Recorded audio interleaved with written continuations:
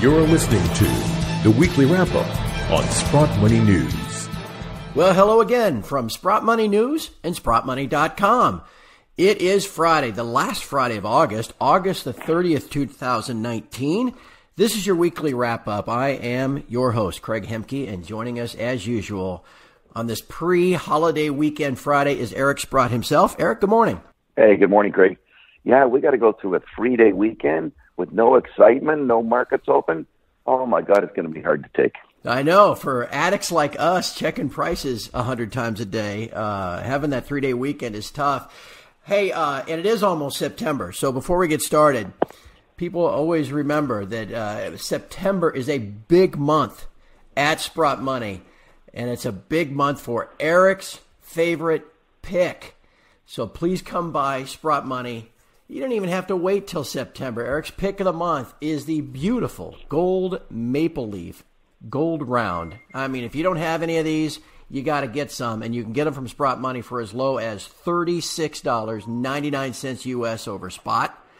Call us at 888-861-0775, or of course, just visit SprottMoney.com to find out more. Eric, I bet you got a few of those gold maples banging around in your pocket right now. We always have a few gold maples hanging around, and I can tell the story that there was a time when the Royal Canadian Mint phoned me a number of years ago and said, "Hey, Eric, you got all these big 400-ounce bars here, and the Mint's not doing much. Can you keep us busy for a couple of weeks and convert your bars to coins?" Which I did. So, yeah, do I have a few coins? Yeah, I got a few coins kicking around. I love them. And everyone should have some, by the way. Absolutely. Absolutely. So, again, please check it out. That is the pick of the month. Eric, the pick of the month might actually even be silver, too. We're having a really solid week again in silver. Gold, as we speak, is unchanged. But, hey, who's going to complain at $15.38? But silver is up $1.10 on the week. Now $18.51 as we speak, looking like it's on its way to 20. What do you think this morning?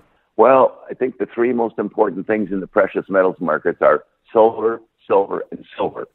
And I've been on this bent for a little while, and if people watch, I've been a very busy guy in the silver space. There's hardly a day goes by that I don't invest something in some silver mine, some silver ore body. It's just, in my mind, the place to be. And here's why I get particularly excited by it. I'm looking at the physicalness of what's going on in the silver market. And I know you have lots of data, and I have some data. The important data to me is we've put 130 million ounces of silver into the ETFs. Now, 130, that's in about, let's say, 2 months. Let's use 3 months. 3 months. So if you annualize that, that's over 500 million ounces of silver. We produce 1 billion. We're supposed to use only 30% of that at most for investment. That's 300 million. The SLVs are collecting 500 million, theoretically, or on an annualized basis. That's just the ETFs. Goodness knows I see coin sales are exploding. For example, Sprott Money's sales are up like 500%. I've heard of other guys that have had huge numbers of silver eagles that are selling.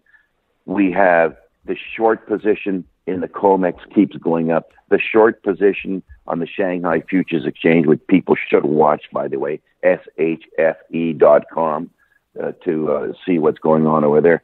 These short positions are massive. It's something like 650 million ounces of open interest in China. We have 1.2 billion, pushing 1.3 billion ounces open interest, i.e. short on the COMEX. Short. How'd you like to be short that amount of silver with what's going on here? I fully expect that we're going to see a force majeure on the COMEX as the price of silver starts to really move here. And the price of silver will start moving the minute people realize there mathematically has to be a shortage. Okay? You just can't keep up this intensity of buying without there being a shortage. And is the buying going to abate? Well, you tell me whether negative interest rates will get more and more bonds in the loop going forward. Because if you keep getting more and more things with negative interest rates, more and more people have to look at, where do I allocate money? The paradigm shift that Ray Dalio referred to. And you need so little of people to decide to make a change. Precious metals are 0.5% of financial assets. 0.5%. What if a guy says, I'm going to put 10% in silver? So these things are all pointing to very dramatic happenings in the silver market. The technical traders, people that I referred to back on May 31st, when this whole thing really started going, and we nailed it almost to the day, are suggesting that silver will kind of hold in here around 18, and then sort of mid to late month September, really put on a drive. Their targets are, and wait for this now, 35 to 40. Do you know how much silver stocks go up when you go from $15 to 40? Yeah. 15 to 40. We're talking, yeah, it could be up 1,000%. Where do you get to make 1,000%? These opportunities don't present themselves. And by the way, even for you and I, how about the UE index is already up 50% in the last 3 months? What did you make in the last year? Well, I made 50% in the last 3 months. Well, thank you very much. How difficult was it? You know what? It was as easy as 1, 2, 3. And we got targets on gold in the 2000s. We got targets on silver of 40. The gains are going to be so outsized, it's ridiculous. Just a couple other logs on that fire, Eric. One, you mentioned all this pickup in demand. I'm looking forward to seeing India's silver imports because they are the kings of the substitution effect. Always. If gold they think is too expensive, they start rolling into silver. Can only imagine how that might distort things in that demand category in the weeks ahead. And then let me lay this one on you. The September silver COMEX contract went off the board yesterday. It's trading what we call first notice today. The amount of September silver contracts is by far the most standing for delivery at least all year. Going back, I'd have to check how far, a couple of years. But over about 35 million ounces standing for delivery. And in the first delivery night yesterday, there were nearly 5,000 contracts posted and made delivery of. Remarkable amount, and I think is indicative of something going on beneath the surface. Well, it's interesting that 5,000 contracts is 25 million ounces, okay? And again, I mean, we just talked about the ETFs. Well, what about the COMEX? What if the COMEX says 25 million a month? You know, there's another 300 million. There's another 30%, the same as the ETFs would be. There's no room for it in silver. Silver is used industrially. The amount that's available for investment is probably 25 to 30% of all that's produced. I would further point out one thing anyone can watch is look at the dollar value of trading in GLD versus SLV. And of course, my big thing about silver, silver in the Earth's crust is 12 to 1. Silver in production today is 10 to 1. Silver as a currency was 15 to 1. Now, wait for this number. The purchasing of SLV versus GLD was something like 3 to 1 yesterday. $3 into gold versus $1 into silver. How can the price be 84 to 1? Yeah. That ain't going to happen. Yeah. So there's so many things pointing to the fact that we should be going back to 15 to 1 silver. Well, 15 to 1, that means it goes up by 500% even if gold stays steady state. That's the beauty of silver here. And of course, all the physical data and all the trading data, everything is supporting that thesis. And, the technical traders guys are suggesting this big target. They've been very, very good. So lots to expect in the future here. Eric, just one more ETF question. You mentioned the GLD as we look at gold. It's rather interesting. Over the last just 7 or 8, 9 trading days, going back to Monday the 19th, the GLD has added what they say is 37 metric tons of gold to their inventory. Now, that was one of the questions that we had this week, too. Somebody sent in and just said, hey, do you think GLD actually has all the physical gold they say they have? How about comments on all of that demand and then your comments on that question? Yeah. Well, first of all, let's deal with the demand. So that's roughly 5 tons a day. You got 250 trading days at 1,250 tons a year. I mean, that in itself would represent about 30% of the gold supply, which last year, 18, it was probably negative. Right. It was probably took money out of the GLD. I think they might, or tons out. They might have taken 200 or 300 tons out. Well, how can you have one party go from taking 200 out to having to put 1,200 in, 1,400 ton change in a 4,000 ton market, and the price doesn't go up? Now, that's ridiculous. The price has to go up, and you know what? They're going to be in fumes trying to find the gold, because there's lots of other ways that people buy gold as well. They buy the gold coins. There's more than GLD. My God, I mean, think of what must be going on in China. They got a billion people over there, all of whom start off by loving gold. And the Indians have over 1 billion who start off by loving gold and silver. So, whoa, what would the numbers be in universally? They'd just be crazy. Now, whether or not the GLD has the gold, I do believe that under their mandate they can accept from one of the participants, if the guy says, yeah, we'll sell you that. Now, when he's going to deliver it, right, is a whole other point. Okay, we got a contract saying you sold it to me, but have you delivered it to me? That's the real critical item. And we've been there before where, you know, we can see signs of stress on the physical side of things, and then somehow, you know, they bop the commodities markets intentionally. In fact, there was an increase in the silver margin this week. Hasn't stopped silver. And think of the losses that are taking place here. We got guys that are short $100 billion worth of gold that are down 25%. Well, that's only $25 billion. We got guys that are short, what are we talking about, $20 billion worth of silver. They're down 25%. That's another $5 billion. Hey, when do you cry uncle? When do you cry uncle? Yeah, yeah. Very good point. Hey, and I do want to get into a couple of specific names this week, because we've got another list, but time is getting a little short. But I also wanted to ask you, though, about some of the economic data. It was kind of a short week for that, but we did see some stuff today about especially personal income in the U.S. is falling off a cliff. It was expected to be up 0.4%. It was up 0.1%. Anything else catching your eye before, you know, next week we'll get into the employment report and all that jazz? Well, let me just go to personal income. As you know, in the last jobs report, everyone talked about how wages were up, whatever the number was, 0.2, 0.3.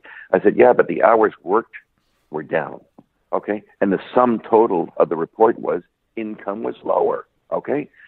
And how about this one? How about year over year? How much interest income is the consumer getting on his negative yielding bonds and all that crap, you know? So the fact that there's no interest to be earned anymore by people, investors, has an impact on income. And that's not getting any better. So, you know, and it's a bit of a problem when they spend 0.6% and their income goes up 0.1%. They must be borrowing the money. And, of course, then you're in the deep hole that you never get out of. So, yeah. And one other data point I'll talk about, car sales in India. An economy that's supposedly growing 5 or 6% a year. Their car sales were down 36% in July. Oh, gosh. That's a head scratcher, baby. I can't figure that out. And if somebody else can, you tell me, okay? That's a big decline. Wow. Yeah, it is not just a U.S. phenomenon. Yeah, the EU already seems to be in recession, and the U.S. may be there as well. All right, everybody listening, we always appreciate the feedback, and we get kind of a laundry list every week of names. People want to know Eric's thoughts on certain miners, big and small. I can assure everybody listening, we discuss all of them before we begin to record. But if Eric doesn't have an opinion, if it's not one that he knows about, we just leave it off the list because we're already using too much time. We're already 14 minutes into this call. So he looked at it. If we don't address your specific name you sent in, it's just simply because Eric doesn't have an opinion at this time. So, Eric, I've got a couple names for you, though, that I want to make sure we talk about. Somebody wrote in and asked about American Creek Resources. Sure. American Creek owns 20% of the Treaty Creek ore body. They're carried. They're the same. They have the same interest as Teuton. Tudor has the 60%, but has to fund all exploration. I've actually participated in a couple of issues in that company recently. I'm basically trying to get into Treaty Creek. I'm hoping they come up with a 10 to 20 million ounce ore body. The drilling has been very good so far. Fingers crossed on subsequent results. Somebody said GT Gold Corp has a big owner in sure. by Newmont.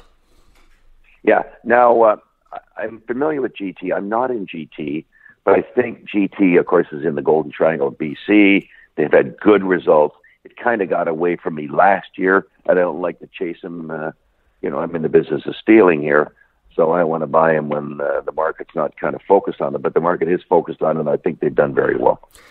Could you give us an update on RNX, Royal Nickel? They had that gigantic boulder of a knuckin, and then not much has happened since. Yeah. Well, a lot's happened. They've had all sorts of stock issues. And I kind of, as the listeners know, I didn't really like the fact that they committed to $50 million purchase of a mill when they didn't have the money. And, of course, now, they got to raise the money, and they had announced an issue this week at 40 cents a share. I don't know why they wasted the $50 million on the mill. It was way too early for that. They should have preserved their cash and kept mining. And but I'm a great believer in the ore body. We'll have to wait and see how the whole mill thing plays out. Even though I'm a big owner, in terms of participating in things, I'm sitting on the sidelines. All right. How about a company called Nighthawk? Nighthawk is a company that I have a small investment in. They've had very good drilling. Looks exciting. We just have to go release by release. Hopefully they'll come out with some more interesting results. Couple more to go. How about Discovery Metals? You know anything about them? Sure, I know about Discovery Metals. Well, it's interesting. When I got on the silver train, I looked around for, who's got the largest ore body? Oh, there's a company called Levon Resources that I've never heard of that had ostensibly 1 billion ounce of resources, a silver equivalent. And it was trading at like 10 million market cap. I said, fine, I want to own 20% of that company. And but then I realized that Discovery Metals already had a takeover bid in place for Levon. So I went to Discovery and said, would like to buy 20% of you. And when you acquire Levon, I'd like to be kept at 20%. So I own 20% of Discovery Metals, big silver. Imagine where it would be. I always like to think, let's say you got 1 billion ounces at $15 is worth, it's 15 billion of metal. At $40, it's 40 billion of metal that was trading at $10 million. Fine, sign me up. Somebody had written in last week about Kirkland Lake had a little trouble in the last quarter due to the rainy season or some water issues down in Australia. And somebody said, that you often see this in companies, these, once you become a major, maybe your production starts to slow down. Can you address the specifics there? Sure. Well, the water problem was at the Macassa mine in Ontario. All of it, there was so much rain, all of a sudden you get an influx of water into the mine. It's an underground mine, and you don't have the pumping capacity installed to get rid of the water. So, of course, it's a huge effort to bring in more pumping capacity because you had this excess rainfall, and ultimately it's under control. I think they said in their conference call it was under control by the end of the second quarter. I think the inference was made that we're back to normal in terms of production on the production call. So I suspect they'll have a good quarter at Macassa this year. Of course, we're looking for better things out of Fosterville.